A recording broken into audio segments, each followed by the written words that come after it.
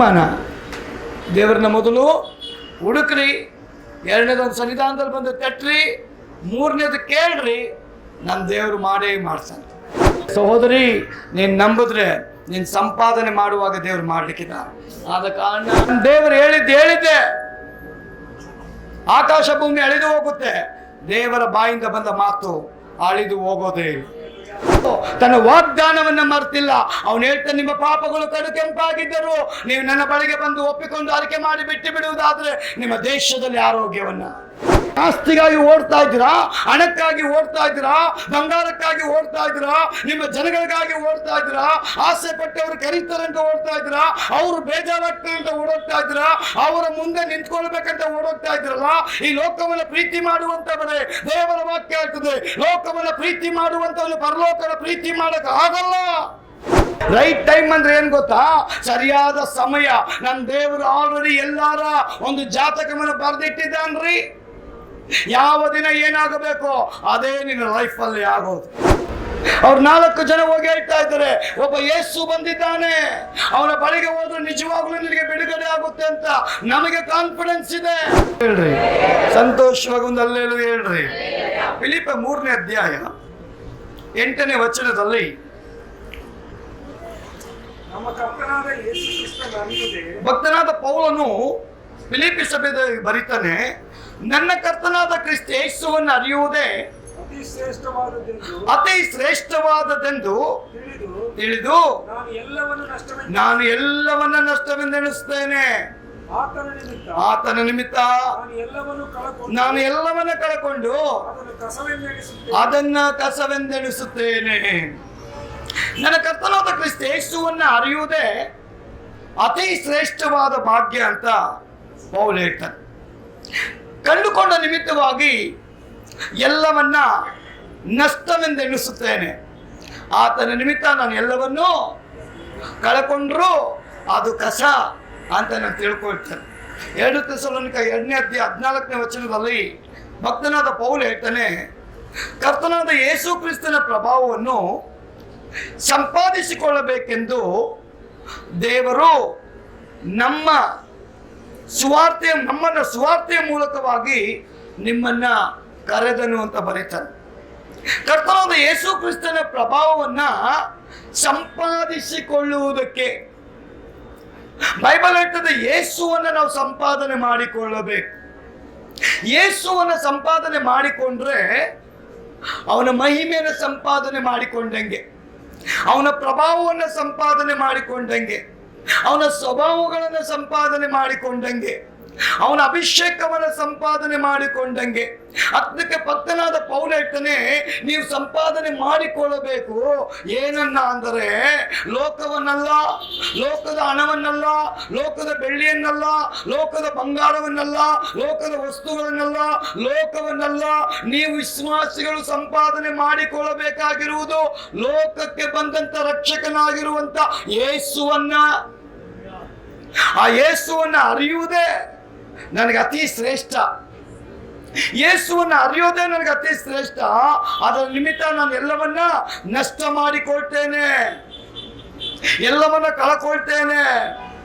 ಅದಕ್ಕೆ ದೇವರ ವಾಕ್ಯ ಹೇಳ್ತದೆ, ಕರ್ತನಾದ ಯೇಸು ಕ್ರಿಸ್ತನ ಪ್ರಭಾವವನ್ನ ಸಂಪಾದಿಸಿಕೊಳ್ಳಬೇಕೆಂದು ದೇವರು ನಮಗೆ ಸುವಾರ್ತೆಯ ಮೂಲಕವಾಗಿ ಅವನು ಕರೆಯಲ್ಪಟ್ಟಿದ್ದಾನೆ.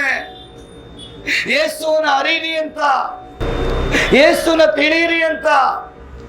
ನಾವು ತಿಳಿಯೋದು ಮಾತ್ರ ಅಲ್ಲ, ಬೇರೆಯವ್ರಿಗೂ ಯೇಸು ಕ್ರಿಸ್ತನ ಪರಿಚಯ ಮಾಡಬೇಕಂತೆ, ತಿಳಿಯಪಡಿಸಬೇಕಂತೆ, ಅರಿವನ್ನು ಉಂಟು ಮಾಡಬೇಕಂತೆ.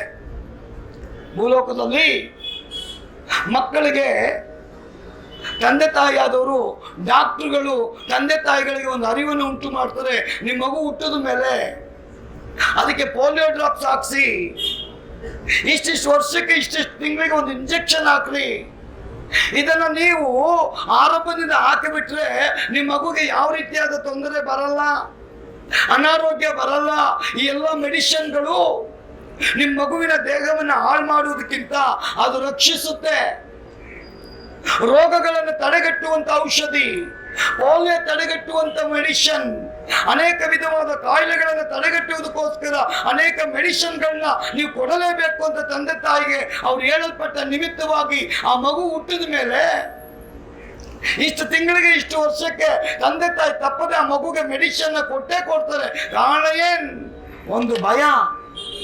ಆ ಭಯ ಏನಪ್ಪಾ, ನಾನೊಂದು ವೇಳೆ ಕೊಡಿಸ್ದೆ ಹೋದ್ರೆ ನನ್ನ ಮಗುಗೆ ರೋಗ ಬಂದು ಬಿಡ್ತದಲ್ಲ, ಸಮಸ್ಯೆ ಬಂದು ಬಿಡ್ತದಲ್ಲ, ತೊಂದರೆ ಬಂದು ಬಿಡ್ತದಲ್ಲ, ಆ ಮಗು ಇಕ್ಕಟ್ಟಿಗೆ ಸಿಕ್ಕಾಕೊಳ್ಬಾರ್ದು ಅಂತ ಆ ತಂದೆ ತಾಯಿಯಾದವರು ಮಗುಗೆ ಬೇಕಾದಂತ ಟ್ರೀಟ್ಮೆಂಟ್ ಅನ್ನ ಆ ಕಾಲಕ್ಕೆ ಸರಿಯಾಗಿ ಕೊಡಿಸ್ತಾರಲ್ಲ. ಪೌಲ ಹೇಳ್ತಾನೆ, ಇವತ್ತು ನೀವು ಸಹ ಕ್ರಿಸ್ತನನ್ನ ಅರಿತ ಮೇಲೆ ಅವನ ಮಹಿಮೆಯನ್ನ ಸರಿಯಾದ ಟೈಮ್ನಲ್ಲಿ ಹೊಂದ್ಕೊಳ್ರಿ, ಅವನ ಪ್ರಭಾವನ ಸರಿಯಾದ ಟೈಮ್ನಲ್ಲಿ ಹೊಂದ್ಕೊಳ್ರಿ, ಅವನ ಅಭಿಷೇಕವನ್ನ ಸರಿಯಾದ ಟೈಮ್ನಲ್ಲಿ ಹೊಂದ್ಕೊಳ್ರಿ. ಅವನ ಸುವಾರ್ತೆಯನ್ನು ತಿಳಿಯಲ್ಪಟ್ಟವರಾದ ನೀವು ಅನ್ಯರಿಗೂ ಆ ಸುವಾರ್ತೆಯನ್ನು ಪರಿಚಯ ಮಾಡಿ. ಯಾವ ರೀತಿ ಮೆಡಿಸಿನ್ಗಳನ್ನ ನಾವು ಅನೇಕ ಜನಗಳಿಗೆ ಇದಕ್ಕೆ ಇದೇ ತೆಗೆದುಕೊಳ್ಳಿ ಅಂತ ನಾವು ಯಾವ ರೀತಿ ಪ್ರಚಾರ ಮಾಡ್ತೇವೋ ಆ ರೀತಿಯಾಗಿ ನಾವು ಕೆಟ್ಟೋಗ್ಬಾರ್ದು ಅಂದ್ರೆ, ನಮ್ಮ ಆತ್ಮ ಕೆಟ್ಟೋಗ್ಬಾರ್ದು ಅಂದ್ರೆ, ದೇವರ ದೃಷ್ಟಿಯಲ್ಲಿ ನಾವು ಬಿದ್ದು ಹೋಗ್ಬಾರ್ದು ಅಂದ್ರೆ, ಸುವಾರ್ತೆ ಕೇಳಲ್ಪಟ್ಟವರಾದ ನಾವು, ಕ್ರಿಸ್ತನನ್ನು ಅರಿಯಲ್ಪಟ್ಟವರಾದ ನಾವು, ನಮ್ಮ ಆತ್ಮವನ್ನು ನಷ್ಟಪಡಿಸಿಕೊಳ್ಳದಂತೆ ನೋಡಿಕೊಳ್ಳತಕ್ಕ ನಾವು ಕೆಟ್ಟು ಹೋದವರ ಬಳಿಗೆ ಹೋಗಿ ಆ ಶುಭ ವಾರ್ತೆಯನ್ನು ಸಾರಿ ಅವರ ಆತ್ಮ ನಷ್ಟವಾಗದಂತೆ ಕಾಪಾಡುವಂತ ಜವಾಬ್ದಾರಿಯನ್ನು ದೇವರು ವಿಶ್ವಾಸಿಗಳಿಗೆ ಕೊಟ್ಟಿದ್ದಾನೆ. ಆ ಪ್ರಭಾವವನ್ನು ನೀವು ಹೊಂದಿಕೊಳ್ಳ್ರಿ. ಅದಕ್ಕೆ ದೇವರ ವಾಕ್ಯ ಹೇಳ್ತದೆ, ಲೋಕದಲ್ಲಿರುವವನಿಗಿಂತ ವಿಶ್ವಾಸಿಯ ಒಳಗಿರತಕ್ಕ ದೇವರು ದೊಡ್ಡ ದೇವರು. ಲೋಕದಲ್ಲಿರುವವನಿಗಿಂತ ವಿಶ್ವಾಸಿಯ ಒಳಗಿರುವಂತ ದೇವರು ಯೇಸು ದೊಡ್ಡ ದೇವರು. ಅವನಿಂದ ಅಸಾಧ್ಯವಾದ ಕಾರ್ಯ ಯಾವುದೂ ಇಲ್ಲ. ಯಾಕಂದ್ರೆ ದೇವರ ವಾಕ್ಯ ಹೇಳ್ತದೆ, ಮತ್ತಾಯ 7ನೇ ಅಧ್ಯಾಯ 7 ಮತ್ತು 8ನೇ ವಚನ, ಲೂಕ 11 5 ಮತ್ತು 10ನೇ ವಚನ, ಇವೆಲ್ಲವನ್ನು ನೋಡುವಾಗ ದೇವರ ವಾಕ್ಯ ಹೇಳ್ತದೆ, ವಿಶ್ವಾಸಿಯೇ ಬೇಡಿಕೋ, ವಿಶ್ವಾಸಿಯ ಹುಡುಕು, ವಿಶ್ವಾಸಿಯ ಬೇಡು, ವಿಶ್ವಾಸಿಯ ತಟ್ಟು, ವಿಶ್ವಾಸಿಯ ಕೇಳು, ನಾನು ನಿನಗೆ ಕೊಡ್ತೇನೆ. ಹುಡುಕುವವನಿಗೆ ಸಿಗ್ತಾನೆ, ತಟ್ಟುವವನಿಗೆ ತೆರೀತಾನೆ, ಕೇಳುವವನಿಗೆ ಕೊಡುವುದಕ್ಕೆ ಅವನು ಶಕ್ತನಾಗಿದ್ದಾನೆ. ದೇವರ ವಾಕ್ಯ ಹೇಳ್ತದೆ, ವಿಶ್ವಾಸಿ ಹುಡುಕಬೇಕಂತೆ. ಯಾರನ್ನ? ನಿಜವಾದ ಪರಲೋಕದ ದೇವರನ್ನ, ಜೀವವುಳ್ಳ ದೇವರನ್ನ, ಸತ್ಯ ದೇವರನ್ನ, ನಮಗೆ ಕತ್ತಲೆಯಿಂದ ಬೆಳಕಿಗೆ ತಂದಂತ ದೇವರನ್ನ, ಮರಣವನ್ನ ತೆಗೆದು ಜೀವವನ್ನು ಕೊಟ್ಟಂತ ದೇವರನ್ನ ವಿಶ್ವಾಸಿ ಒಂದು ದಿನ ಅಲ್ಲ, ಜೀವ ಇರುವ ದಿನದ ತನಕ ನಾನು ಮತ್ತು ನೀವು ದೇವಾದಿ ದೇವನನ್ನು ಹುಡುಕ್ತಾನೆ ಇರಬೇಕು. ಹುಡುಕಿ ಅವನ ಬಳಿಗೆ ಹೋಗಿ ನಾವು ತಟ್ಟುತ್ತಾ ಇದ್ರೆ ದೇವರ ವಾಕ್ಯ ಹೇಳ್ತದೆ, ನೀವು ಹುಡುಕಿದ್ದೀರಾ, ನಾನು ಸಿಗ್ತೀನಿ, ತಟ್ಟುತ್ತೀರಾ, ನಾನು ತೆಗಿತೀನಿ, ನನ್ನ ಬಳಿಗೆ ನೀವು ಕೇಳ್ತೀರಾ, ನಿಮ್ಗೆ ಅದನ್ನು ನಾನು ಕೊಡ್ತೀನಿ. ಒಂದು ಆಮೇಲೆ ಹೇಳ್ರಿ, ನನ್ನ ದೇವರದನ್ನು ಮಾಡ್ತಾ ಇದ್ದಾನೆ. ಯಾಕೆಂದ್ರೆ ದೇವರ ವಾಕ್ಯ ಹೇಳ್ತದೆ, ಕರ್ಫನೋಮಿನಲ್ಲಿ ಯೇಸು ಒಂದು ಪಾರ್ಶ್ವವಾಯು ರೋಗಿಯನ್ನ ಸ್ವಸ್ಥ ಮಾಡಿದ ವಿಧಾನ ನೋಡಿದ್ರೆ ಅದು ಬಹಳ ಆಶ್ಚರ್ಯ ಆಗುತ್ತೆ. ಕರ್ಫೆನೋಮ್ ಅಲ್ಲಿ ಯೇಸು ಸ್ವಾಮಿ ಒಂದು ಮನೆಯನ್ನು ಆರಿಸ್ಕೊಂಡಿದ್ದಾನ್ರಿ. ಚರಿತ್ರೆ ಹೇಳ್ತದೆ, ಆ ಮನೆ ಯಾರು? ಚರಿತ್ರೆ ಪ್ರಕಾರ ಒಂದು ಆರಾಧನೆಗಾಗಿ, ಪ್ರಾರ್ಥನೆಗಾಗಿ, ಜನರನ್ನ ಸಂಧಿಸೋಸ್ಕರ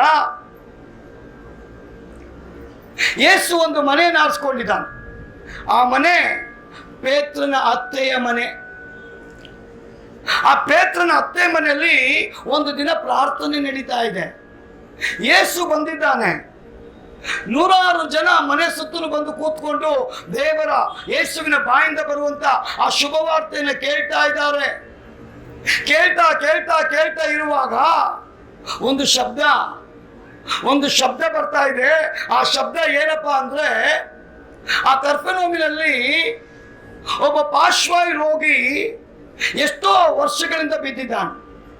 ಅವನ ಯಾರು ನೋಡೋದಿಲ್ಲ, ಅವನ್ನ ಯಾರು ಮಾತಾಡಿಸೋದಿಲ್ಲ, ಅವನ ಬಳಿಗೆ ಹೋಗಿ ಟ್ರೀಟ್ಮೆಂಟ್ ಕೊಡೋರಿಲ್ಲ. ಅದರರ್ಥ ಅವನೆಲ್ಲ ಕಡೆ ಹೋಗಿ ಬಂದುಬಿಟ್ಟಿದ್ದಾನೆ. ಎಲ್ಲಿ ಹೋದ್ರೂ ಅವನಿಗೆ ರೋಗಕ್ಕೆ ವಾಸಿಯಾಗಿಲ್ಲ. ಆ ರೋಗ ವಾಸಿಯಾಗುವಂತ ಮದ್ದು ಅವನಿಗೆ ಸಿಕ್ಕಿಲ್ಲ. ರೋಗ ಗುಣಪಡಿಸುವಂತವರು ಅವನ ಮುಂದೆ ಕಂಡು ಬಂದಿಲ್ಲ. ಅಂತ ಒಂದು ವ್ಯಕ್ತಿಯನ್ನ ಆ ಒಂದು ಊರಿನ ಗ್ರಾಮದಲ್ಲಿದ್ದಂತ 4 ಜನ ಯೌವನಸ್ಥರು ಏನ್ ಮಾಡ್ತಾರೆ, ಒಂದು ತೀರ್ಮಾನ ಮಾಡ್ತಾರೆ. ಯೇಸು ಬಂದಿದ್ದಾನಲ್ಲ, ಯೇಸುವಿನ ನಾಮದಲ್ಲಿ ಅನೇಕ ದೆವ್ವಗಳು, ರೋಗಗಳು, ಸಮಸ್ಯೆಗಳು, ನೋವುಗಳು ವಾಸಿಯಾಗಿದೆಯಲ್ಲ. ಯಾಕೆ ನಾವು ಈ ಪಾರ್ಶ್ವ ರೋಗಿಯನ್ನ ಯೇಸುವಿನ ಬಳಿಗೆ ಕರ್ಕೊಂಡು ಹೋಗಬಾರ್ದು? ಕರ್ಕೊಂಡು ಹೋಗೋದು ನಮ್ಮ ಡ್ಯೂಟಿ. ಅವನು ಗುಣ ಆಗ್ತಾನೋ ಗುಣ ಆಗೋದಿಲ್ಲ ನನಗೆ ಗೊತ್ತಿಲ್ಲ. ಅದು ಒಂದು ಕಾನ್ಫಿಡೆನ್ಸ್, ಅವರಲ್ಲಿದ್ದಂತ ಒಂದು ಕಾನ್ಫಿಡೆನ್ಸ್ ಏನಪ್ಪಾ ಅಂದ್ರೆ, ನಮ್ಮ ಜವಾಬ್ದಾರಿ ಆ ವ್ಯಕ್ತಿಯನ್ನ ದೋಲಿ ಸಮೇತ ಅಂದ್ರೆ ಹಾಸಿಗೆ ಸಮೇತ ಎತ್ತುಕೊಂಡು ಯೇಸುವಿನ ಬಳಿಗೆ ಹೋಗೋಣ. ಒಂದು ವೇಳೆ 4 ಜನರಲ್ಲಿ ಒಬ್ಬನ ಮೈಂಡ್ ಚೇಂಜ್ ಆಗಿದ್ರೆ ಈ ಪಾರ್ಶ್ವವಾಯು ರೋಗಿ ಹೆಸರು ಬರೆಯಲ್ಪಡ್ತಾ ಇರಲಿಲ್ಲ. ಅವರು 4 ಜನರ ಹೆಸರು, ಅವರ ಯೋಚನೆ ಒಂದೇ ಆಗಿತ್ತು. ಆ 4 ಜನರ ಆಲೋಚನೆ ಒಂದೇ ಆಗಿತ್ತು. ಆ 4 ಜನರ ದರ್ಶನ ಒಂದೇ ಆಗಿತ್ತು. ಆ 4 ಜನರ ಪ್ರಾರ್ಥನೆ, ಆ ಪಾರ್ಶ್ವವಾಯು ರೋಗಿಯನ್ನ ನಾವು ಹೇಗಾದ್ರೂ ಮಾಡಿ ಇವತ್ತು ಯೇಸುವಿನ ಬಳಿಗೆ ಕರೆದುಕೊಂಡು ಹೋಗೋಣ. ಹಾಗಾದ್ರೆ 4 ಜನ ಕೆಲಸಕ್ಕೆ ಲೀವ್ ಮಾಡಿದ್ದಾರೆ. ಅವರವತ್ತು ನಷ್ಟ ಮಾಡಿಕೊಂಡಿದ್ದಾರೆ. ಅವರು ತೀರ್ಮಾನ ತೆಗೆದುಕೊಂಡ್ರು, ಆ ಪಾರ್ಶ್ವವಾಯು ರೋಗಿಯನ್ನ ಯೇಸು ಇರುವಂತ ಸ್ಥಳಕ್ಕೆ ನಾವು ಕೊಂಡೋಗೋಣ ಅಂತ ತೀರ್ಮಾನ ಮಾಡಲ್ಪಟ್ಟಂತ ಯೌವನಸ್ಥರು ಆ ಪಾರ್ಶ್ವವಾಯು ರೋಗಿಯ ಬಳಿಗೆ ಕೇಳ್ತಾರೆ, ಅಯ್ಯ ನಮಗಂತೂ ಗುಣ ಮಾಡಕ್ಕಾಗಲ್ಲ, ನಿನಗೆ ಗುಣಪಡಿಸುವಷ್ಟು ಹಣ ನಮ್ಮ ಹತ್ರ ಇಲ್ಲ, ನಿನ್ನನ್ನು ಗುಣಪಡಿಸುವಂತ ವೈದ್ಯ ಯಾರಂತ ನಮಗೆ ಗೊತ್ತಿಲ್ಲ, ಆದ್ರೆ ನಮಗೊಬ್ಬ ಗೊತ್ತಿದ್ದಾನ್ರಿ. ನೋಡಿ, ಸುವಾರ್ತೆ ಸಾರುವಂತ ಸಂದರ್ಭ, ಸುವಾರ್ತೆ ಪರಿಚಯ ಪಡಿಸುವಂತ ಸಂದರ್ಭ, ಒಂದು ವಿಶ್ವಾಸಿ ಅವಿಶ್ವಾಸಿಯ ಬಳಿಗೆ ಹೋಗಿ ಯೇಸುವಿನ ಪರಿಚಯ ಮಾಡುವಂತ ಒಂದು ಸಂದರ್ಭ. ಅವ್ರು 4 ಜನ ಹೋಗಿ ಹೇಳ್ತಾ ಇದ್ದಾರೆ, ಒಬ್ಬ ಯೇಸು ಬಂದಿದ್ದಾನೆ, ಅವನ ಬಳಿಗೆ ಹೋದ್ರೆ ನಿಜವಾಗ್ಲೂ ನಿನಗೆ ಬಿಡುಗಡೆ ಆಗುತ್ತೆ ಅಂತ ನಮಗೆ ಕಾನ್ಫಿಡೆನ್ಸ್ ಇದೆ. ಅವನ ಬಳಿಗೆ ಹೋದ್ರೆ ನಿಜವಾಗ್ಲೂ ನಿನ್ ಗುಣ ಆಗುತ್ತೀಯಾ, ಅವನ ಬಳಿಗೆ ಹೋದ್ರೆ ನಿನಗೆ ಸ್ವಸ್ಥತೆ ಸಿಗುತ್ತೆ, ಅವನ ಬಳಿಗೆ ಹೋದ್ರೆ ಒಂದು ಚಮತ್ಕಾರ ನಿಜವಾಗ್ಲೂ ನಡೆಯುತ್ತೆ. ಆ ಕಾನ್ಫಿಡೆನ್ಸ್ ಅಲ್ಲಿ ಈ ಯೌವನಸ್ಥರು ಮಾತನಾಡುವಾಗ ಈ ಪಾರ್ಶ್ವವಾಯು ರೋಗಿಗೂ ಒಂದು ಆಸೆ ಬರ್ತದೆ. ಓ, ಇವರೆಲ್ಲ ಇಷ್ಟೊಂದು ದೃಢವಾಗಿ ಮಾತಾಡ್ತಾ ಇದ್ರಲ್ಲ ಯೇಸು ಬಗ್ಗೆ, ಹಾಗಾದ್ರೆ ನಿಜವಾಗ್ಲೂ ಆ ಯೇಸು ಹತ್ರ ಹೋದ್ರೆ ನನಗೂ ಏನಾದ್ರೂ ಆಗಬಹುದು ಅಂತ ಅವನು ಒಪ್ಪಿಗೆ ಕೊಡ್ತಾನೆ. ಅಯ್ಯ ನನ್ನ ಕರ್ಕೊಂಡು ಹೋಗ್ತೀರಾ ಅನ್ನುವಾಗ ಅವ್ರು ಹೇಳ್ತಾರೆ, ಅದಕ್ಕಾಗಿ ನಾವು ಬಂದಿದ್ದೇವೆ.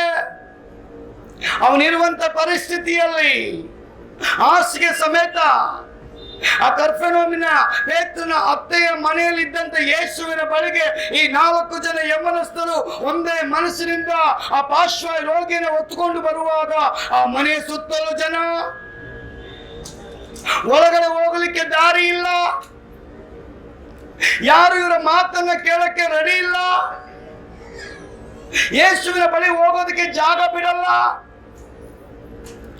ಎಲ್ಲರೂ ತಮ್ಮದೇ ಆದ ಕಷ್ಟಗಳನ್ನು ಪರಿಹಾರ ಮಾಡ್ಕೊಳ್ಳೋದಕ್ಕೆ ಅಲ್ಲಿ ಬಂದಿದ್ದಾರೆ. ಸ್ವಾರ್ಥದ ಜನ ಕೂತಿದ್ದಾರೆ. ಅಂತ ಸಂದರ್ಭದಲ್ಲಿ ಈ ಯೌವನಸ್ಥರು ಸೋತೋಗಿಲ್ಲ, ಕುಗ್ಗೋಗಿಲ್ಲ, ನಿರಾಶೆ ಆಗಿಲ್ಲ. ಆ ಪಾರ್ಶ್ವವಾಯು ರೋಗಿನ ಕರ್ಕೊಂಡು ಬಂದಂತವರು ಆ ಪಾರ್ಶ್ವವಾಯು ರೋಗಿಗೆ ಅಯ್ಯ ಜನ ಇದ್ದಾರೆ ವಾಪಸ್ ಹೋಗೋಣ ಅಂತ ಹೇಳ್ತಾ ಇಲ್ಲ. ಅವ್ರು ಇನ್ನೊಂದು ಪ್ಲಾನ್ ಮಾಡ್ತಾವ್ರು. ಒಂದು ಹಲ್ಲೆಲೂಯಾ ಹೇಳ್ರಿ. ಅವ್ರು ಇನ್ನೊಂದು ಪ್ಲಾನ್ ಮಾಡ್ತಾ ಇದ್ರೆ, ಆ ಪ್ಲಾನ್ ಏನಂದ್ರೆ, ಈ 4 ಜನ ಯೌವನಸ್ಥರು ಮಾತಾಡ್ತಾ ಇದ್ರೆ, ಇಲ್ಲಿ ಜಾಗ ಇಲ್ವಲ್ಲ, ಯೇಸು ಬಳಿಗೆ ಹೋಗೋದಕ್ಕೆ ಯಾರು ಜಾಗ ಕೊಡ್ತಾ ಇಲ್ಲ, ಯಾರು ದಾರಿ ಕೊಡ್ತಾ ಇಲ್ಲ, ನಾವೇ ಅವನ ಬಳಿಗೆ ಹೋಗೋದಕ್ಕೆ ಇನ್ನೊಂದು ದಾರಿಯನ್ನ ಹುಡುಕಿಕೊಳ್ಳಬೇಕು. ಇದೇ ಸತ್ಯವೇದ ಹೇಳೋದು. ಹುಡುಕು ಯೇಸು ಸಿಗ್ತಾನೆ. ಹಲ್ಲೆಲೂಯಾ. ಹುಡುಕದೆ ಯೇಸು ಸಿಗಲ್ಲ. ನೀನು ಹುಡುಕಿ ನೋಡು, ಯೇಸು ಸಿಗ್ತಾನೆ. ನೀನ್ ತಟ್ಟಿ ನೋಡು, ಯೇಸು ತರಿತಾನೆ. ನೀನ್ ಕೇಳಿ ನೋಡು, ಯೇಸು ನಿನಗೆ ಕೊಡ್ತಾನೆ. ಅದಕ್ಕೆ ಫಿಲಿಪ್ಪಿ 4:6 ದೇವರ ವಾಕ್ಯ ಹೇಳ್ತದೆ, ಯಾವ ಸಂಬಂಧವಾಗಿ ಚಿಂತೆ ಮಾಡಕ್ ಹೋಗ್ಬೇಡ್ರಿ, ಸರ್ವ ವಿಷಯದಲ್ಲಿ ನಿಮಗೆ ಏನೆಲ್ಲ ಬೇಕು ಮೊಣಕಾಲು ಹಾಕಿ ಕರ್ತನ ಸನ್ನಿಧಾನದಲ್ಲಿ ಕೇಳ್ರಿ. ರೈಟ್ ಟೈಮ್ ನಲ್ಲಿ ನಮ್ ದೇವರು ಕೊಡೋದಕ್ಕೆ ಶಕ್ತನಾಗಿದ್ದಾನೆ. ರೈಟ್ ಟೈಮ್ ಅಂದ್ರೆ ಏನ್ ಗೊತ್ತಾ? ಸರಿಯಾದ ಸಮಯ. ನಮ್ ದೇವರು ಆಲ್ರೆಡಿ ಎಲ್ಲಾರ ಒಂದು ಜಾತಕವನ್ನು ಬರೆದಿಟ್ಟಿದ್ದಾನ್ರಿ. ಯಾವ ದಿನ ಏನಾಗಬೇಕು ಅದೇ ನಿನ್ನ ಲೈಫ್ ಅಲ್ಲಿ ಆಗೋದು. ಪ್ರಿಯ ಸಹೋದರಿಯೇ, ಪೌಲ್ ಹೇಳ್ತಾನೆ, ಕ್ರಿಸ್ತನ ನಿಮಿತ್ತ ನಾನು ಈ ಲೋಕವನ್ನು ಕಳ್ಕೊಳ್ತಾ ಇದ್ದೇನೆ, ಕ್ರಿಸ್ತನ ನಿಮಿತ್ತ ಹಣನ ಕಳ್ಕೊಳ್ತಾ ಇದ್ದೇನೆ, ಕ್ರಿಸ್ತನ ನಿಮಿತ್ತ ಆಸ್ತಿ ಕಳ್ಕೊಳ್ತಾ ಇದ್ದೇನೆ, ಕ್ರಿಸ್ತನ ನಿಮಿತ್ತ ಈ ಲೋಕದ ಜನರನ್ನ ಕಳ್ಕೊಳ್ತಾ ಇದ್ದೇನೆ, ಕ್ರಿಸ್ತನ ನಿಮಿತ್ತ ಒಂದು ವೇಳೆ ನಮ್ಮ ಬಂಧು ಬಳಗನೆ ನನಗೆ ಎನಿಮಿಸ್ ಆಗಿದ್ರೆ ಅವ್ರನ್ನ ಕಳ್ಕೊಳ್ಳೋಕೆ ನಾನು ರೆಡಿ ಆಗಿದ್ದೇನೆ. ಯಾಕೆಂದ್ರೆ ಸೀಕ್ರೆಟ್ ನನಗೆ ಗೊತ್ತಿದೆ, ಇಲ್ಲಿ ನಾನು ಏನ್ ಕಳ್ಕೊಳ್ತೇನೋ ಅಲ್ಲಿ ನಾನು ಪಡ್ಕೊಳ್ತೇನೆ. ಇಲ್ಲಿ ಪಡ್ಕೊಳ್ಳೋರು ಅಲ್ಲಿ ಕಳ್ಕೊಳ್ತಾರೆ, ಅಲ್ಲಿ ಪಡ್ಕೊಳ್ಳೋರು ಇಲ್ಲಿ ಕಳ್ಕೊಳ್ತಾರಂತೆ. ಇಲ್ಲಿ ಆಸ್ತಿಗಾಗಿ ಓಡ್ತಾ ಇದ್ದೀರಾ, ಹಣಕ್ಕಾಗಿ ಓಡ್ತಾ ಇದ್ದೀರಾ, ಬಂಗಾರಕ್ಕಾಗಿ ಓಡ್ತಾ ಇದ್ದೀರಾ, ನಿಮ್ಮ ಜನಗಳಿಗಾಗಿ ಓಡ್ತಾ ಇದ್ದೀರಾ, ಆಸೆ ಪಟ್ಟವರು ಕರೀತಾರೆ ಅಂತ ಓಡ್ತಾ ಇದ್ದೀರಾ, ಅವರು ಬೇಜಾರಾಗ್ತಾರೆ ಅಂತ ಓಡೋಗ್ತಾ ಇದ್ದೀರಾ, ಅವರ ಮುಂದೆ ನಿಂತ್ಕೊಳ್ಬೇಕಂತ ಓಡೋಗ್ತಾ ಇದ್ದೀರಲ್ಲ.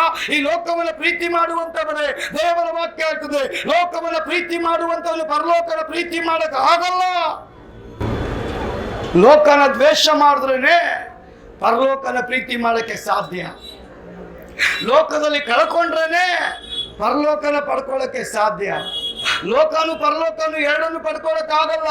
ಈ ಪೌಲ್ ಅಧಿಕಾರ ಇದ್ದಂಥವನು, ಅಧಿಕಾರಕ್ಕೆ ತಕ್ಕಂತೆ ನಡೆಯತಕ್ಕವನು, ಇದ್ದಂತ ಸಂಸ್ಥೆಗೆ ನಂಬಿಗಸ್ತನಾಗಿ ಕೆಲಸ ಮಾಡಿದವನು, ಅವನನ್ನು ಆರಿಸಲ್ಪಟ್ಟಂತ ದೇವರು ಹೇಳ್ತಾನೆ, ಈ ಪೌಲ್ ನನ್ನ ಸೇವೆಗೆ ಬೇಕು, ನನ್ನ ಮನೆಗೆ ಬೇಕು.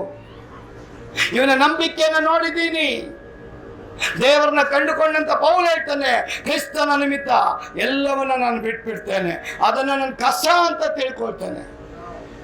ನನಗೆ ಯೇಸುವಿನ ಸಂಪಾದನೆ ಮಾಡೋದೇ ಅತಿ ಶ್ರೇಷ್ಠವಾದ ಭಾಗ್ಯ. Hallelujah, hallelujah. ದೇವರ ವಾಕ್ಯ ಹೇಳ್ತದೆ, ಈ 4 ಜನ ಯೌವನಸ್ಥರು ಒಂದು ತೀರ್ಮಾನಕ್ಕೆ ಬಂದ್ರು. ಆ ತೀರ್ಮಾನ ಏನಂದ್ರೆ, ಅವ್ರು ಮಾತನಾಡ್ಕೊಳ್ತಾರೆ, ನಾವ್ ಈ ರೀತಿಯಾಗಿ ಕಾದ್ರೆ ಇವತ್ತು ಯೇಸುವನ್ನ ಭೇಟಿ ಮಾಡಕ್ ಆಗಲ್ಲ, ಯೇಸುವನ್ನ ಭೇಟಿ ಮಾಡಕ್ ಆಗಲ್ಲ. ಅದಕ್ಕೆ ಒಂದು ಕೆಲಸ ಮಾಡೋಣ, ನಾವಿಬ್ರು ಏನ್ ಮಾಡ್ತೇವೆ, ಮನೆ ಮೇಲೆ ಹತ್ತೀವಿ. ಆ ಮನೆ ಹಂಚಿನ ಮನೆ. ಅವರು ಓನರ್ ಹತ್ರ ಪರ್ಮಿಷನ್ ತಗೊಂತಾ ಇಲ್ಲ, ನಿಮ್ಮ ಹಂಚಿಗಳನ್ನ ತೆಗಿಲ್ಲ ಅಂತ. ಹಂಗೆ ಬೈಬಲ್ ಬರ್ದಿಲ್ಲ, ಅವ್ರು ಮಾಡಿದಿಷ್ಟೇ. ಓನರ್ ಬೈತಾನ, ಹೊಡಿತಾನ, ಗಲಾಟೆ ಮಾಡ್ತಾನ, ಏನಾಗುತ್ತೋ ನಮ್ಗೆ ಗೊತ್ತಿಲ್ಲ. ನಮ್ ಡ್ಯೂಟಿ ಈಗ ಪಾರ್ಶ್ವ ರೋಗಿಯನ್ನ ಯೇಸುವನ್ನ ಮೀಟ್ ಮಾಡಿಸ್ಬೇಕಷ್ಟೇ, ಯೇಸುವನ್ನ ಸಂಧಿಸಬೇಕು ನಾವು. ಯೇಸು ಏನ್ ಮಾಡ್ತಾನೋ ಗೊತ್ತಿಲ್ಲ, ಆದ್ರೆ ನಾವ್ ಏನ್ ಮಾತಾಡಿದೀವಿ, ಯೇಸುವಿನ ಬಳಿಗೆ ನಿನ್ನನ್ನ ಕರ್ಕೊಂಡು ಹೋಗ್ತೀವಿ ಅಷ್ಟೇ. ಆದ ಕಾರಣ ಅವ್ರು ಏನ್ ಮಾಡ್ತಾರೆ ಅಂದ್ರೆ, ಆ ಮನೆಯ ಚಾವಣಿ ಮೇಲೆ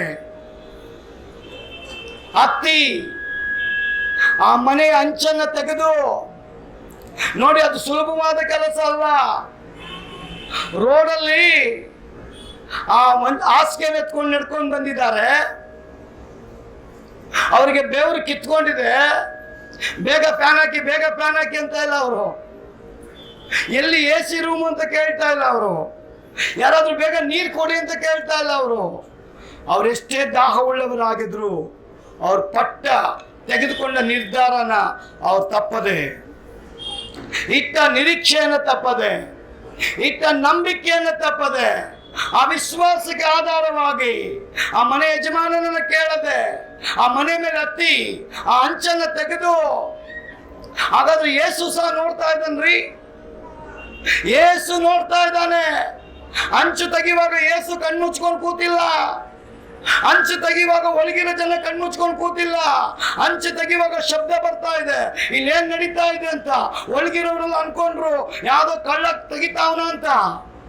ಸ್ವಲ್ಪ ಹೊತ್ತೆಲ್ಲ ನೋಡ್ತಾ ಇರುವಾಗ ಯೇಸು ಸಹ ನೋಡ್ತಾ ಇದ್ದಾನಲ್ಲ. ಬೈಬಲ್ ಹೇಳ್ತದೆ, ಮೇಲೆ ಹತ್ತದವರು ಕೆಳಗಡೆ ಅವನಿಗೆ ಆ ಹಾಸಿಗೆನ ಒಂದು ದಾರಗಳನ್ನ ಕಟ್ಟಿ, ಅದರ ಅರ್ಥ ಮಂಚದ ಸಮೇತ ಎತ್ಕೊಂಡು ಬಂದಿದ್ದಾರೆ. ಆ ಪಾರ್ಶ್ವ ರೋಗಿಯನ್ನ ಮಂಚದ ಸಮೇತ ಎತ್ಕೊಂಡು ಬಂದಂತವರು ಅಲ್ಲಿ ಯಾವ ರೀತಿಯಾಗಿ ಕೊಡ್ತಾ ಇದ್ದಾರೆ ಅಂದ್ರೆ, ಅವನನ್ನ ಹಾಸಿಗೆಗೆ ಅಂದ್ರೆ ಮಂಚಕ್ಕೆ ದಾರಗಳನ್ನು ಕಟ್ಟಿ ಆ ಒಂದು ಮೇಲ್ಗಡೆ ಎತ್ತಿ ಹಾಸಿಗೆ ಸಮೇತ ಅಂತ ಬರೆಯಲ್ಪಟ್ಟಿದೆ.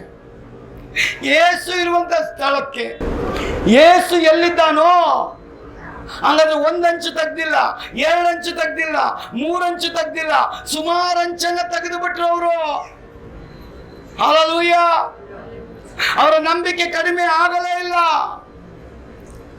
ಸುಮಾರು ಅಂಚನ್ನ ತೆಗೆದು ಹಾಸಿಗೆ ಸಮೇತ ಯೇಸು ಇರುವಂತ ಸ್ಥಳದಲ್ಲಿ ಅವರು ನಿಧಾನಗತಿಯಲ್ಲಿ ಬಿಡುವಾಗಲೇ ಯೇಸು ಹೇಳ್ತಾನೆ, ಇಂಥ ಒಂದು ನಂಬಿಕೆಯನ್ನ ಯಾರಲ್ಲೂ ನಾನು ಕಾಣಲಿಲ್ವಲ್ಲ. ಅವರ ನಂಬಿಕೆಯನ್ನು ನೋಡಲ್ಪಟ್ಟಂತ ಯೇಸು ಕನಿಕರದಿಂದ ಆ ದೋಲಿಯ ಮೇಲೆ ಬಂದಂತ ವ್ಯಕ್ತಿಯನ್ನ ನೋಡಿ, ಅವನು ಯೇಸುವನ್ನ ನೋಡಕ್ಕೆ ಮುಂಚೆನೆ ಯೇಸು ಸ್ವಾಮಿ ಹೇಳ್ತಾನೆ, ನಿನ್ನ ಹಾಸಿಗೆಯನ್ನ ನೀನು ಮಡಚು, ನಿನ್ನ ಪಾಪ ಕ್ಷಮಿಸಲ್ಪಟ್ಟಿದೆ. ಆ ವರ್ಡ್ ಬರುವಾಗಲೇ ಪ್ರೀತಿಯ ದೇವಜನರೇ, ದೇವರ ವಾಕ್ಯ ಹೇಳ್ತದೆ, ಆ ಪಾರ್ಶ್ವವಾಯು ರೋಗಿ ನೋವಲ್ಲಿ, ಬಾಧೆಯಲ್ಲಿ, ಹಿಂಸೆಯಲ್ಲಿ, ಅವಮಾನದಲ್ಲಿ, ನಿಂದನೆಗಳಲ್ಲಿ ಬಿದ್ದಂತ ವ್ಯಕ್ತಿಯನ್ನ ಕಂಡಂತ ಯೇಸು ತನ್ನ ವಾಗ್ದಾನವನ್ನ ಮರೆತಿಲ್ಲ.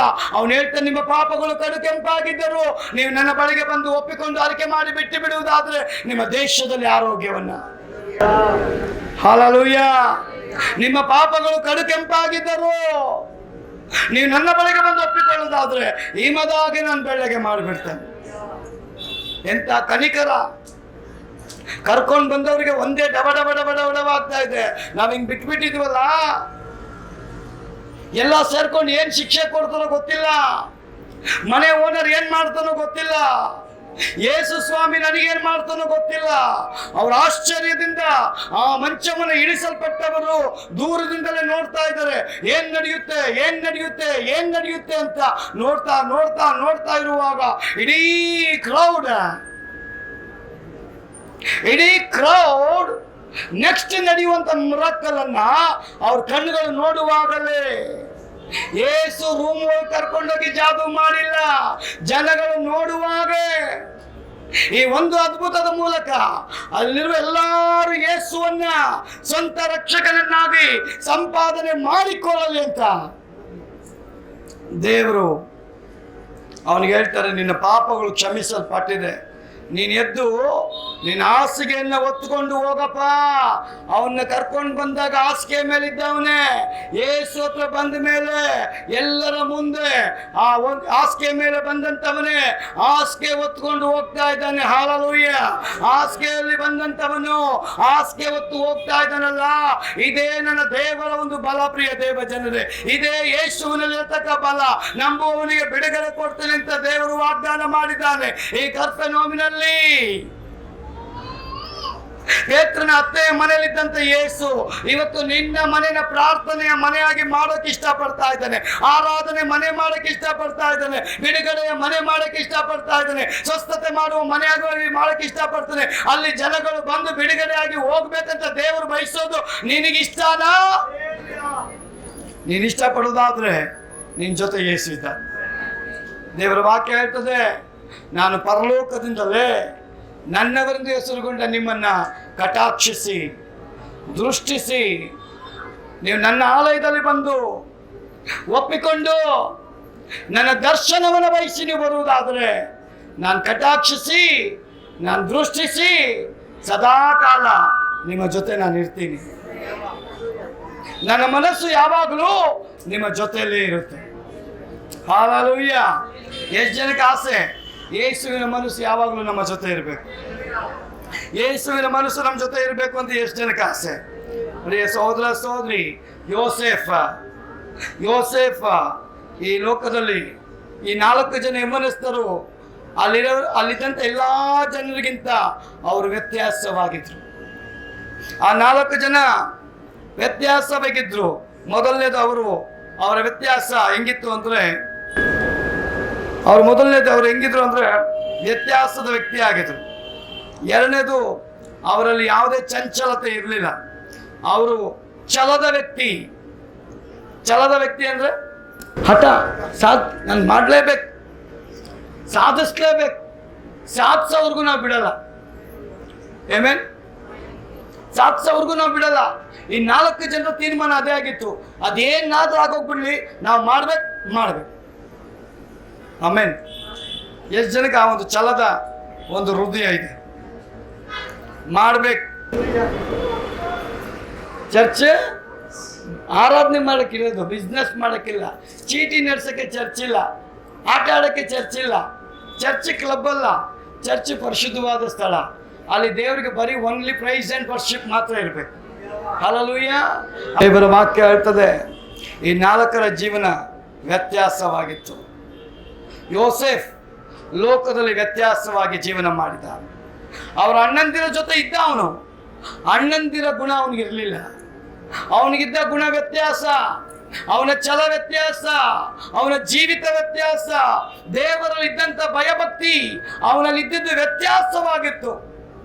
ನಮ್ಮಲ್ಲಿ ದೇವರ ಮಕ್ಕಳಾಗಿರುವಂಥ ನಮ್ಮ ಗುಣಗಳು ವ್ಯತ್ಯಾಸವಾಗಿ ಲೋಕದಲ್ಲಿ ಇದೆಯಾ? ದೇವರು ಹೇಳ್ತಾನೆ, ಅನ್ಯರ ಜೊತೆ ನೀವು ಇಜ್ಜೋಳಾಗಬೇಡ್ರಿ, ಅನ್ಯರ ಜೊತೆ ಇಜ್ಜೋಳಾಗಬೇಡ್ರಿ, ಅದನ್ನು ನಾನು ಒಪ್ಪಲ್ಲ. ಇವತ್ತು ನಮ್ಮ ಲೈಫ್ ವ್ಯತ್ಯಾಸವಾಗಿದ್ರೆ ನೀವು ಯಾರನ್ನೇ ಕರ್ಕೊಂಡು ಬನ್ರಿ, ನಾನು ದೇವ್ರು ನಿಮ್ಮನ್ನು ಬಿಡುಗಡೆ ಮಾಡ್ತೀನಿ. ನೀವೆಂಥ ವಿಜ್ಞಾಪನೆ ಎತ್ಕೊಂಡ್ ಬನ್ರಿ, ನನ್ನ ದೇವ್ರು ಆಗಲ್ಲ ಅಂತ ಹೇಳೋದೇ ಇಲ್ಲ. ಓ, ನನ್ನ ಮಗಳು ತಗೊಂಬಂದಿದ್ದ ವಿಜ್ಞಾಪನೆ, ಅದು ನಾನು ಸ್ಯಾಂಕ್ಷನ್ ಮಾಡಲೇಬೇಕು. ನನ್ನ ಮಗ ತಗೊಂಬಂದಿದ್ದ ವಿಜ್ಞಾಪನೆ, ಅದಕ್ಕೆ ನಾನು ಜಯ ಕೊಡಲೇಬೇಕು. ನನ್ನ ದೇವರು ಹೇಳಿದ್ದೆ. ಆಕಾಶ ಭೂಮಿ ಅಳಿದು ಹೋಗುತ್ತೆ, ದೇವರ ಬಾಯಿಂದ ಬಂದ ಮಾತು ಅಳಿದು ಹೋಗೋದೇ ಇಲ್ಲ. Hallelujah, hallelujah. ಆದ ಕಾರಣ ಪ್ರಿಯ ಸಹೋದರ ಸಹೋದರಿಗೆ ದೇವರು ಹೇಳ್ತಾನೆ, ಸೊಲೊಮೋನನಿಗೆ ಪ್ರಾರ್ಥನೆ ಮಾಡುವಾಗ ದೇವರೇ, ನಿನ್ನ ಮುಂದೆ ನಿನ್ನ ಹಿಂದೆ ನಿನ್ನ ಹಾಗೆ ಯಾರು ಇರೋದಿಲ್ಲ. ಎಷ್ಟು ಜನ ನಂಬ್ತೀರಾ? ನಿನ್ನ ಮುಂದೆ ನಿನ್ನ ಹಿಂದೆ ಯಾರು ಇರೋದಿಲ್ಲ. ಕಾರಣ, ನೀನು ಎಲ್ಲಿವರೆಗೂ ನನ್ನ ಜೊತೆ ಇರ್ತೀಯೋ ಅಲ್ಲಿವರೆಗೆ ನೀನು ಮುಂಬಲವಾಗಿ ನಾನು ಇರ್ತೀನಿ. ಆಮೇನ್. ಪ್ರಾರ್ಥನೆ ಮಾಡಿದ್ರೆ ನಿಮ್ಮ ಲೈಫ್ ಚೇಂಜ್ ಆಗುತ್ತೆ. ಪ್ರಾರ್ಥನೆ ಮಾಡಿದ್ರೆ ನಿಮ್ಮ ಪ್ರೇಯರ್ಗಳಿಗೆ ಉತ್ತರ ಸಿಗುತ್ತೆ. ನೀವು ಪ್ರಾರ್ಥನೆ ಮಾಡಿದ್ರೆ ಆ ವ್ಯಕ್ತಿಯ ಜೀವನ ಚರಿತ್ರೆನೇ ನಮ್ಮ ದೇವರು ಬದಲಾವಣೆ ಮಾಡಿಬಿಡ್ತಾರೆ. ಆಮೆನ್. ನಾವು ಮಾಡುವ ಪ್ರಾರ್ಥನೆ ಅಸಾಧಾರಣ ಪ್ರಾರ್ಥನೆ ಆಗಬೇಕು. ಸಾಧಾರಣ ಪ್ರಾರ್ಥನೆ ಆಗಬಾರ್ದು, ಅಸಾಧಾರಣ ಪ್ರಾರ್ಥನೆ ಆಗಬೇಕು. ಸಾಧಾರಣ ಪ್ರಾರ್ಥನೆ ಸಾಧಾರಣವಾದ ಉತ್ತರ ತರ್ತದೆ, ಅಸಾಧಾರಣ ಪ್ರಾರ್ಥನೆ ಅಸಾಧಾರಣದ ಉತ್ತರಗಳನ್ನ ಕೊಂಡು ತರ್ತದೆ. ಹಲ್ಲೆಲೂಯ. ನಾವು ಮಾಡುವ ಪ್ರಾರ್ಥನೆ ಬದಲಾಗಬೇಕು. ನಮ್ಮ ಪ್ರಾರ್ಥನೆ ಟೈಮ್ ಹೆಚ್ಚಾಗಬೇಕು. ನಮ್ಮ ಪ್ರಾರ್ಥನೆ ತುಂಬ ದೊಡ್ಡದು ಮಾಡೋದಕ್ಕಿಂತ ಚಿಕ್ಕ ಪ್ರಾರ್ಥನೆಯಲ್ಲಿ ನಂಬಿಕೆಯ ಪ್ರಾರ್ಥನೆ ಮಾಡು. ನೀನು ದೊಡ್ಡ ಪ್ರೇಯರ್ ಮಾಡಿ ನಂಬಿಕೆಯನ್ನೆಲ್ಲ ವೇಸ್ಟ್. ನೀನು ಚಿಕ್ಕ ಪ್ರೇಯರ್ ಮಾಡು, ಅದರೊಳಗೆ ನಂಬಿಕೆ ಇರಬೇಕು. ನಂಬಿಕೆ ಇದ್ದರೆ ಅನಾಯಿಂಟಿಂಗೇ ಬೇರೆ ರೀ. ಆದ ಕಾರಣ ಇವತ್ತು ನಮ್ಮ ದೇವರು ನಿಜವಾಗಲೂ ಯಾರೆಲ್ಲ ಯೇಸುವನ್ನು ಸಂಪಾದನೆ ಮಾಡಬೇಕಂತ ಅಪೇಕ್ಷೆ ಪಡ್ತಾರೋ ಅವರ ಕೈಯನ್ನು, ಅವರ ಜೀವಿತವನ್ನು, ಅವರ ಓಟವನ್ನು ದೇವರು ಕಡಿಮೆ ಮಾಡೋದೇ ಇಲ್ಲ. ಅದಕ್ಕೆ ಪೌಲ್ ಯೇಸುವನ್ನು ಸಂಪಾದನೆ ಮಾಡಿಕೊಂಡ್ಮೇಲೆ ಅವನು ಬರೀತಾನೆ, ನನಗೆ ಕೊಟ್ಟ ಓಟವನ್ನು ನಾನು ಓಡಿ ಮುಗಿಸಿದ್ದೀನಿ, ನನಗೆ ಕೊಟ್ಟ ಓಟವನ್ನು ನಾನು ಓಡಿ ಮುಗಿಸಿದ್ದೇನೆ, ನನಗೆ ಜಯಮಾಲೆ ಸಿದ್ಧವಾಗಿದೆ. ಪ್ರಿಯ ಸಹೋದರಿ, ಇವತ್ತು ನಾವು ಓಡಿ ಸಾಕಾಗೋಗಿದ್ದೇವೆ. ನಾವು ಓಡೋಕ್ಕಾಗ್ತಾ ಇಲ್ಲ. ಗಂಡ ಹೆಂಡತಿ ದೇವರಲ್ಲಿ ಓಡೋಕ್ಕಾಗ್ತಾ ಇಲ್ಲ. ಒಂದು ಕುಟುಂಬ ದೇವರಲ್ಲಿ ಓಡೋಕ್ಕಾಗ್ತಾ ಇಲ್ಲ. ಕ್ರೈಸ್ತರ ಜೀವನ ಇವತ್ತು ದೇವರಲ್ಲಿ ಓಡೋಕ್ಕಾಗ್ತಾ ಇಲ್ಲ. ಅಯ್ಯೋ, ಕ್ರೈಸ್ತರು ಹೇಳುವಂಥ ಒಂದು ಪ್ರಾರ್ಥನೆ ಏನು ಗೊತ್ತಾ? ಇವತ್ತು ಎಷ್ಟೋ ಮನೆಗಳಲ್ಲಿ ನಾವು ಯಾಕೆ ಹಿಂದೂ ಆಗಿ ಹುಟ್ಟಿಲ್ಲ ಅಂತಾನೆ ಎಷ್ಟೋ ಜನ ಕ್ರಿಶ್ಚಿಯನ್. ಹಿಂದೂಗಳು ಹೇಳ್ತಾರೆ ನಾವ್ಯಾಕೆ ಕ್ರೈಸ್ತರಾಗಿ ಹುಟ್ಟಿಲ್ಲ ಅಂತಾನೆ. ಇವರಿಬ್ಬರ ನಡುವೆ ಮುಸ್ಲಿಂ ಅವನಲ್ಲ, ಅವನಂತಾನೆ ಅಯ್ಯೋ ನಾನು ಇವತ್ತವರೆಗೆ ಇಲ್ಲ ಇಲ್ಲ ಇಲ್ಲ ಅಂತಾನೆ ಹೇಳ್ತಾ ಇದ್ದೀನಲ್ಲ, ಅಲ್ಲ ಯಾರು ಅಂತಾನೆ ಅವನು. ದೇವರು ಹೇಳ್ತಾರೆ ನಾನೇ ನಿಜವಾದ ಅಲ್ಲ, ನೀನು ನನ್ನ ಹತ್ರ ಬಾ. ಪ್ರಿಯ ಸಹೋದರಿ, ನೀನು ನಂಬಿದ್ರೆ ನೀನು ಸಂಪಾದನೆ ಮಾಡುವಾಗ ದೇವರು ಮಾಡಲಿಕ್ಕಿದ. ಆದ ಕಾರಣ ಹಣ ಒಂದೇ ಸಂಪಾದನೆ ಅಲ್ಲ. ಕ್ರೈಸ್ತರಾಗಿರತಕ್ಕ ನಾವು ಯೇಸುವಿನ ಸಂಪಾದನೆ ನಿಜವಾಗಲೂ ಮಾಡಿದ್ದೆ ಆದರೆ ಪೌಲನು ಹೇಳಿದ ಹಾಗೆ ನಾನು ಮತ್ತು ನೀವು ಹೇಳ್ತೇವೆ, ಕ್ರಿಸ್ತನ ನಿಮಿತ್ತ ಎಲ್ಲವನ್ನ ನಷ್ಟ ಅಂತ ಹೇಳ್ತೀನಿ, ಎರಡನೇದನ್ನ ಕಸ ಅಂತ ನಾನು ತಿಳ್ಕೊಳ್ತೀನಿ. ಎಷ್ಟು ಜನ ಆ ರೀತಿಯಾಗಿ ಜೀವನ ಮಾಡ್ತಿರೋ ದೇವರು ನಿಮ್ಮನ್ನು ಆಶೀರ್ವದಿಸ್ತಾನೆ. ಆದ ಕಾರಣ ಇವತ್ತೊಂದು ತೀರ್ಮಾನ, ದೇವರನ್ನ ಮೊದಲು ಹುಡುಕ್ರಿ, ಎರಡನೇದೊಂದು ಸನ್ನಿಧಾನದಲ್ಲಿ ಬಂದು ತಟ್ರಿ, ಮೂರನೇದು ಕೇಳ್ರಿ, ನಮ್ಮ ದೇವರು ಮಾಡೇ ಮಾಡ್ತಾನೆ. ಹುಡುಕು, ತಟ್ಟು, ಕೇಳು. ಹುಡುಕಿದವನಿಗೆ ಸಿಕ್ಕುತ್ತಾನೆ, ತಟ್ಟವನಿಗೆ ತೆರೀತಾನೆ, ಕೇಳವನಿಗೆ ನಮ್ಮ ದೇವ್ರ ಸದುತ್ತರವನ್ನು ಕೊಡಲಿಕ್ಕೆ ಶಕ್ತನಾಗಿದ್ದ. ನಾವೆಲ್ಲ ಕಣ್ಗಳು ಮುಚ್ಚೋಣ, ಪ್ರಾರ್ಥನೆ ಮಾಡೋಣ. ದೇವರೇ, ಆ ಕರ್ಪನೂಮಿನಲ್ಲಿ 4 ಜನ ಯಮನಸ್ಥರು ಪಾರ್ಶ್ವಾಯು ರೋಗಿಯನ್ನ ನಿರೀಕ್ಷೆಯೊಂದಿಗೆ ಹೊತ್ತುಕೊಂಡ ಬಂದ ನಿಮಿತ್ತ ಅವರ ನಂಬಿಕೆಯನ್ನ ನೀನು ಹುಸಿ ಮಾಡಲಿಲ್ಲಪ್ಪ, ಅವರ ನಿರೀಕ್ಷೆಯನ್ನು ಹುಸಿ ಮಾಡಲಿಲ್ಲಪ್ಪ, ಅವರ ಪ್ರಾರ್ಥನೆಯನ್ನು ಹುಸಿ ಮಾಡಲಿಲ್ಲಪ್ಪ. ಇವತ್ತು ಯಾವುದೇ ಜಾತಿ ಧರ್ಮವನ್ನು ನೀನು ಸ್ಥಾಪನೆ ಮಾಡಕ್ಕೆ ಬರ್ದೆ ಯಾರೇ ಆಗಿರ್ಲಿ ನಿನ್ನ ನಂಬುವಾಗ ಅವ್ರಿಗೆ ಬಿಡುಗಡೆ ಕೊಡ್ತಿರೋದಕ್ಕಾಗ ನಿನಗೆ ಸ್ತೋತ್ರಪ್ಪ. ನಾವೆಲ್ಲರೂ ದೇವರ ಸಮ್ಮುಖದಲ್ಲಿ ಎದ್ದು ನಿಂತು ಪ್ರಾರ್ಥನೆ ಮಾಡೋಣ. ನಾವು ಯಾವುದ್ರಲ್ಲಿ ಬ್ಯುಸಿ ಆಗಿದ್ದೇವೆ? ನಿಜವಾಗ್ಲೂ ನಮ್ಮ ಲೈಫ್ ನಮಗೆ ಕಷ್ಟ ಆಗ್ತಾ ಇದೆಯಾ? ಕ್ರಿಸ್ತನ ಒಂದು ಜೀವಿತ ನಮಗೆ ಕಷ್ಟ ಆಗ್ತಾ ಇದೆಯಾ? ಆತ್ಮಿಕ ಜೀವನ ನಮಗೆ ಕಷ್ಟ ಆಗ್ತಾ ಇದೆಯಾ? ನಮ್ಮನ್ನು ಪರೀಕ್ಷೆ ಮಾಡಿಕೊಳ್ಳೋಣ. ನಮ್ಮ ಮನೆಯಲ್ಲಿ ಇನ್ನು ಯಾರ ರಕ್ಷಣೆಗೆ ಬಂದಿಲ್ಲ ಅಂಥವ್ರಿಗಾಗಿ ಪ್ರಾರ್ಥನೆ ಮಾಡಬೇಕಾಗಿದೆ. ಅಕ್ಕಪಕ್ಕ ಮನೆಯವ್ರಿಗಾಗಿ ಪ್ರಾರ್ಥನೆ ಮಾಡಬೇಕಾಗಿದೆ. ನಮ್ಮ ಸ್ನೇಹಿತರಿಗಾಗಿ ನಾವು ಪ್ರಾರ್ಥನೆ ಮಾಡಬೇಕಾಗಿದೆ. ಒಂದು ನಿಮಿಷ ನಮ್ಮನ್ನೇ ನಾವು ಮರೆತು ನಮ್ಮ ಕೈಗಳನ್ನು ಮೇಲೆ ಕೆತ್ತಿ, ದೇವರೇ, ನೀನಿಲ್ಲದ ಜೀವನ ಅಲ್ಲ ಸ್ವಾಮಿ. ಪೌಲ್ ಹೇಳ್ತಾನೆ ಅಂದ್ರೆ ದೇವರ ಆತ್ಮನಿಂದ ಅವನು ಹೇಳ್ತಾನೆ, ಯಾವಾಗಲೂ ಕ್ರಿಸ್ತನಲ್ಲಿ ನೀವು ಸಂತೋಷವಾಗಿರಿ. ದೇವರೆಲ್ಲಿದ್ದಾನೋ ಅಲ್ಲಿ ನಿಮಗೆ ಸಂತೋಷ, ದೇವರ ಆತ್ಮನಲ್ಲಿದ್ದಾನೋ ಅಲ್ಲಿ ಸಂತೋಷ.